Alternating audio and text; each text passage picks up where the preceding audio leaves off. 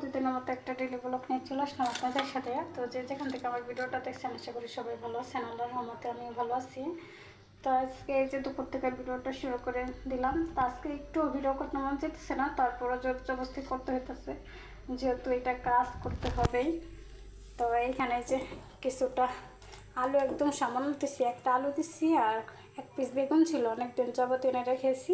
তো ভাবলাম এটা দিয়ে এই যে পাঙ্গাস মাছের এই মাছগুলো কিন্তু আমার কাছে খেতে ভালো লাগে। তেল তেল জানি না, অনেকে এই পাঙ্গাস মাছ পছন্দই করেন না আর অনেকে এই তেলটা পছন্দ করেন না আমার মতো। তো আমার মতো কোন কোন আপুরা এরকম পাঙ্গাস মাছের এই পিসগুলো পছন্দ করেন একটু অবশ্যই কমেন্টে জানাবেন। আর এইখানে পিস কেটে নিচ্ছি আর এইখানে নিয়ে নিচ্ছি এটা কী মাছের ডিম, একটু আপনারাই বললেন, এখন আমি কিছু বলবো না, আপনাদের হাতে ছেড়ে দিলাম। এটা কী মাছের ডিম আমার আম্মু দিয়ে দিচ্ছিলো ঢাকার থেকে আমাকে। তো এইটাকে আমি কীভাবে রান্না করবো বুঝতে পারতেছি না। তো অনেকটা রেসিপি দেখছি, আমার কাছে ভালো লাগে নাই। তো আমি আমার মতো করে এই যে রান্না করব। আমি মাছের ডিমটা সুন্দরভাবে হাত দিয়ে যে ভেঙে একদম মেখে নেব সুন্দরভাবে। তো আপনারা কীভাবে মাছের ডিম রান্না করেন আর এটা কী মাছের ডিম নিচ্ছি এই যে দেখাইতেছি কাছের থেকে, অবশ্যই আমাকে জানাবেন। এটাকে আমি সুন্দরভাবে এইভাবে হাত দিয়ে পুরোটা একদম ছাড়িয়ে নিয়ে এই যে এইভাবে পুরো গলিয়ে নিয়ে পরে রান্না করব, পেঁয়াজ দিয়ে আর কি ভুনা করব। তো পুরো ভিডিওটাই দেখেন, আশা করি ভালো লাগবে আপনাদের কাছে। আমি কড়াই বসাই দিয়েছিলাম, ডিমগুলো একদম ফেটে নিয়েছিলাম সুন্দরভাবে। আর প্রথমত এইভাবে আমি ডিমগুলো রান্না করে নেব। তখন দিয়ে তুমি পেস্ট করছি, যেহেতু পেস্ট দিয়ে রান্না করবো আমি পেস্টের পরিমাণটা একটু বেশি দিছি। আমি অনেকে দেখছি এটা আলু দিয়ে রান্না করে, তো অনেকভাবে ইউটিউব দেখছি, তো আমার কাছে কোনোটাই ভালো লাগে নাই, একটু আগেও বলছি। তো এটাকে সুন্দরভাবে আমি ভেজে নেব পেস্টটা। আর এইখানে এর সাথে একসাথে দিয়ে দেবো 2-3টা কাঁচামরিচ। আর এইখানে দেখেন পেস্টটা কিন্তু আমার ভাজা হয়ে গেছে, যে আমি এইভাবে ভেজে নিচ্ছি। এখন দিয়ে দেবো এর সাথে আমি হলুদ, মরিচ, ধনিয়া সব কিছু এখানে দিয়ে দিচ্ছি আমার মশলা। তো হালকা একটু নাড়াচাড়া করে এর সাথে একটু পানি মিশিয়ে দিব মশলাটাকে কষানোর জন্য। আর এইখানে একটু আদা রসুন বাটা দিয়ে দিয়েছিলাম, তো স্কিপ হয়ে গেছে, সরি। আমি যেহেতু একটু ঝালটা পছন্দ করি, একটু ঝাল ঝাল টাইপের রান্নাটাই করবো, ভাজা ভাজা করবো। তখন মশলাটাকে সুন্দরভাবে কষিয়ে নিই। আর এইখানে দেখেন মশলাটা কিন্তু আমার এই যে কষানো হয়ে আসছে। তো এর মাঝে আমি পরবর্তীতে আরেকটু পানি দিয়ে যে সুন্দরভাবে কষায় নিয়েছিলাম। তো এটাকে আর ভালোভাবে মানে শুকাবো না, এর মাঝেই আমি যে ডিমটা এই যে দেখেন এইভাবে আমি হাত দিয়ে চিপটে মানে গলায় নিয়েছিলাম। তো পুরোটাই আমি দিয়ে দেবো এখন। আর এইখানে এই যে বাটি ধুয়ে অল্প করে একটু পানি দিয়ে দিয়েছিলাম। তো আর পানি কোনো ইউজ করতে হবে না, এর মাঝে আমার যেই পানিটা আছে এর সাথেই আমার কিন্তু ভাজা ভাজা হয়ে যাবে, যেহেতু আমি এটা ভাজা ভাজা করে রান্না করব।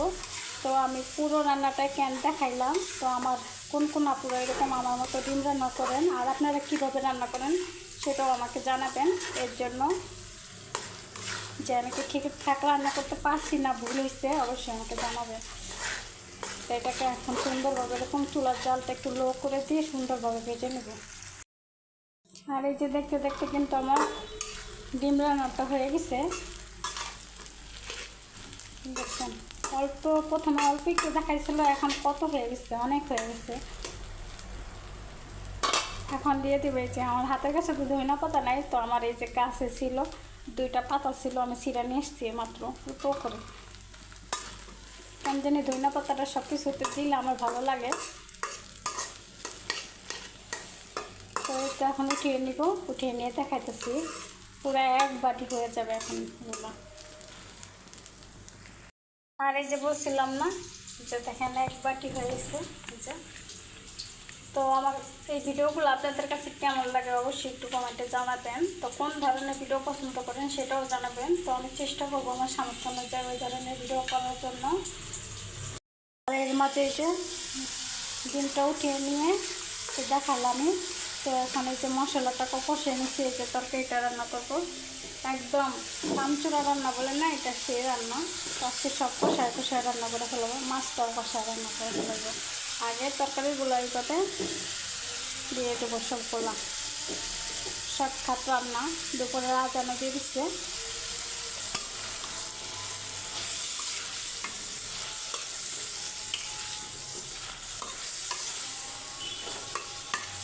এখন একটু ঢাকনা দিয়ে ঢেকে দেবো। আর আলু বেগুন দিয়ে এইভাবে আমি ঢেকে দিয়েছিলাম। তখন দেখে দেখেন কতটা পারফেক্টলি কিন্তু আমার কষানো হয়ে গেছে এগুলো। আর এখন মাছগুলো আমি দিয়ে দেবো এইভাবে। আর দিয়ে দেবো এইখানে কিছুটা টমেটো।